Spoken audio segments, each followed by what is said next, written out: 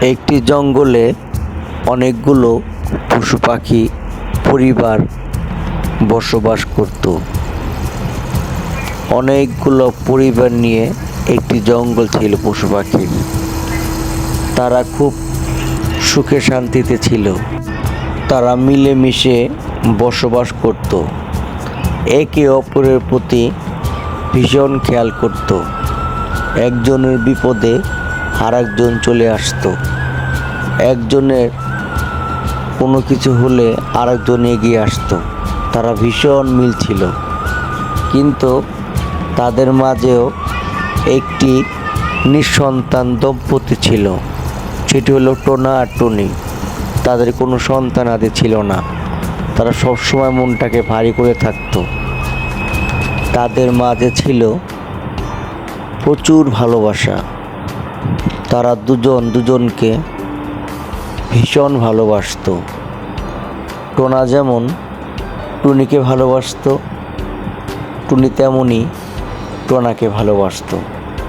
কিন্তু তাদের একটা দুঃখ ছিল।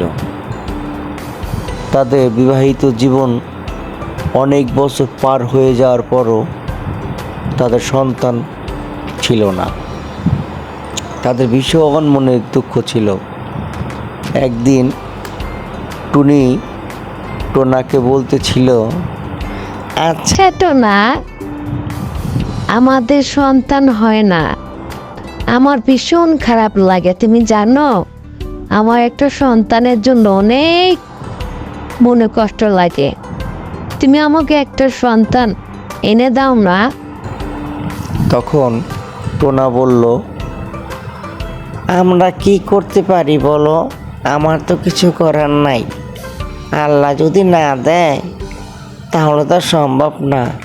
তবে হ্যাঁ, তুমি যেহেতু বলছো একটি সন্তানের কথা, দেখি আমি কোথাও থেকে পালক পাই কি না। যদি পাই তোমার জন্য নিয়ে আসবো, কেমন? তখন টোনার কথা শুনে টুনি খুশি হয়ে গেল আর বলল, হ্যাঁ গো হ্যাঁ, ঠিক আছে, দেখো যদি পাও আমাদেরও নিয়ে এসো। আর আল্লাহর কাছে দোয়া করো, আল্লাহ যেন আমাদের মাঝে একটা সন্তান দেয়। তখন টোনা আর টুনি দুজনে মিলে নিজেদের মাঝে কথা বলতেছিল।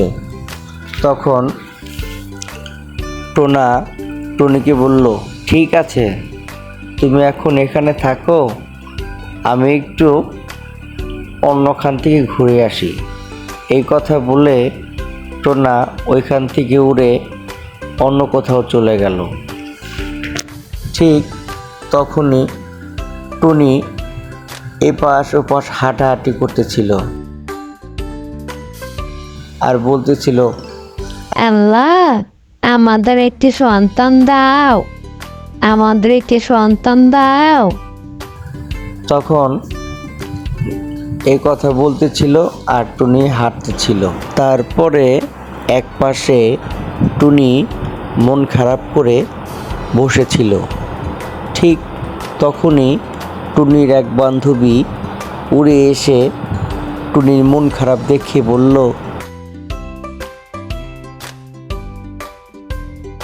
কি হয়েছে বান্ধবী, তোর মন খারাপ কেন?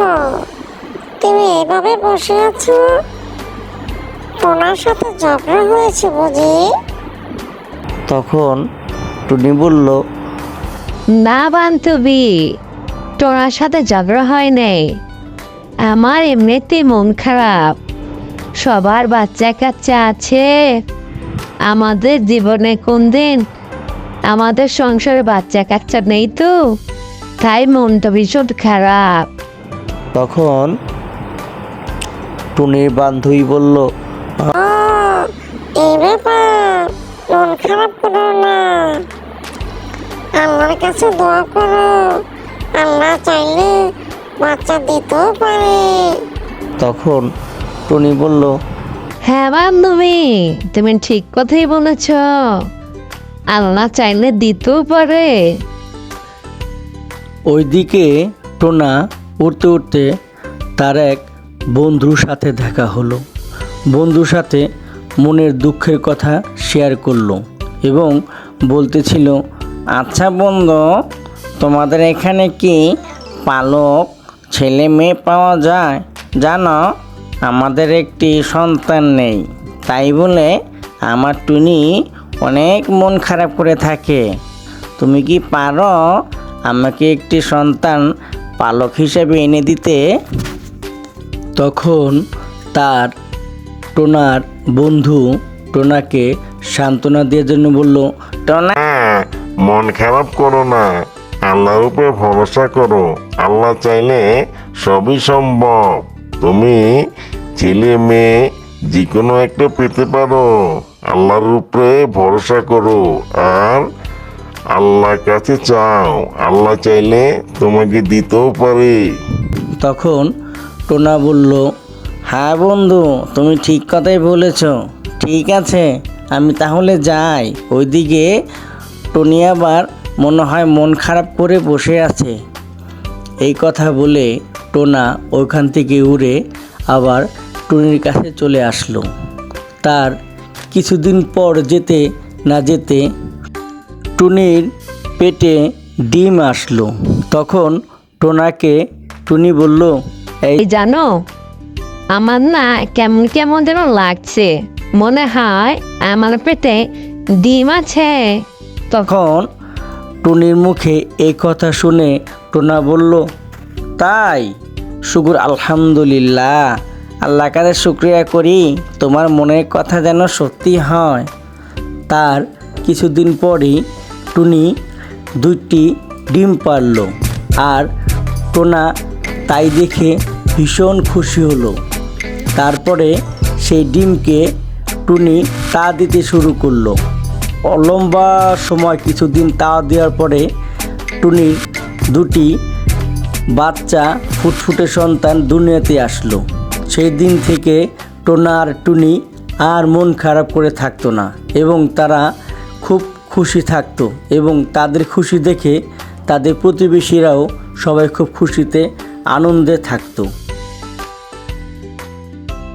বন্ধুরা, আমরা নতুন, আমাদের ভুলভ্রান্তি হওয়াটা স্বাভাবিক, তাই আমাদের সুন্দর ও ক্ষমা দৃষ্টিতে দেখবেন। আমাদের ভিডিও যদি আপনাদের ভালো লাগে অবশ্যই লাইক করবেন, কমেন্টস করবেন আর নতুন হয়ে থাকলে সাবস্ক্রাইব করবেন। সবার জন্য শুভকামনা রইল।